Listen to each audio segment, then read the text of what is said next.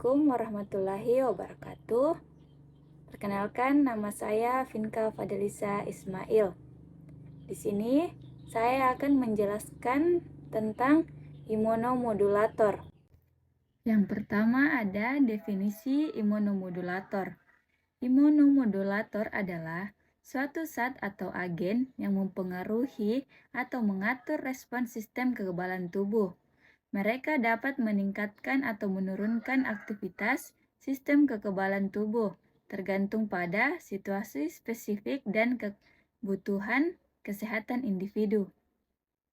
Contoh imunomodulator termasuk beberapa jenis obat seperti interferon, interleukin, dan imunoglobin, serta beberapa bahan alami seperti beta-glukan dan beberapa ekstrak tumbuhan. Kemudian ada definisi dan tujuan imunorestorasi. Imunorestorasi adalah proses atau strategi untuk mengembalikan atau meningkatkan fungsi sistem kekebalan tubuh yang terganggu atau terhambat. Terutama, ini merajuk pada upaya untuk memulihkan sistem kekebalan tubuh yang lemah atau terdispersi, yang dapat terjadi sebagai akibat dari berbagai kondisi medis atau pengobatan tertentu. Tujuan utama dari imunorestorasi adalah untuk meningkatkan kemampuan tubuh dan melawan infeksi dan penyakit, serta mengoptimalkan kesehatan secara keseluruhan. Ini dapat dicapai melalui berbagai metode, termasuk penggunaan obat-obatan, suplemen nutrisi, perubahan gaya hidup, dan terapi lainnya. Kemudian, definisi imunostimulan. Imunostimulan adalah zat atau agen yang merangsang atau meningkatkan aktivitas sistem kekebalan tubuh. Tujuannya adalah untuk meningkatkan kemampuan tubuh dalam melawan infeksi dan penyakit dengan merangsang produksi sel-sel kekebalan tubuh atau meningkatkan aktivitas mereka. Dapat bekerja dengan cara stimulasi produksi sel-sel kekebalan, aktivasi respon imun, peningkatan produksi antibodi, dan meningkatkan fungsi sel. Kemudian, definisi imunosupresan.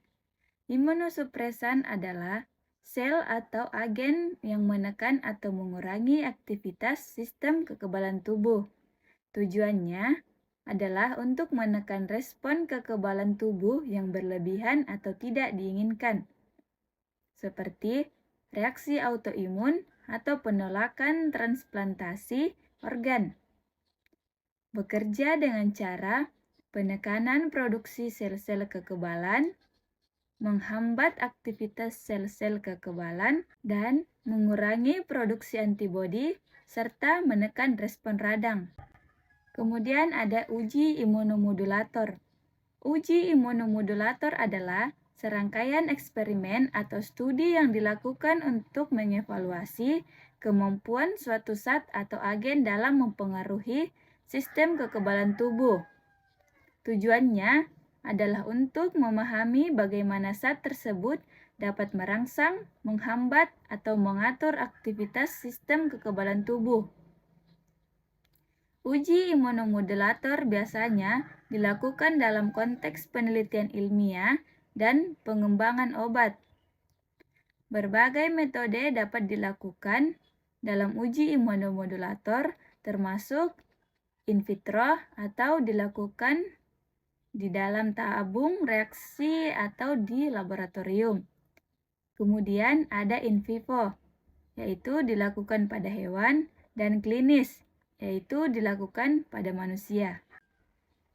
Berikut adalah beberapa metode yang umum digunakan dalam uji imunomodulator.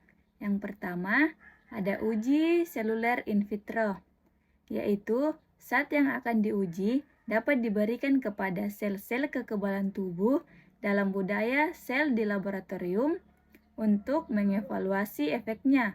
terhadap aktivitas sel-sel kekebalan seperti proliferasi sel, produksi sitokin, atau aktivasi sel. Kemudian ada uji hewan atau in vivo. Zat tersebut dapat diberikan kepada hewan percobaan untuk mengamati efeknya terhadap sistem kekebalan tubuh secara keseluruhan.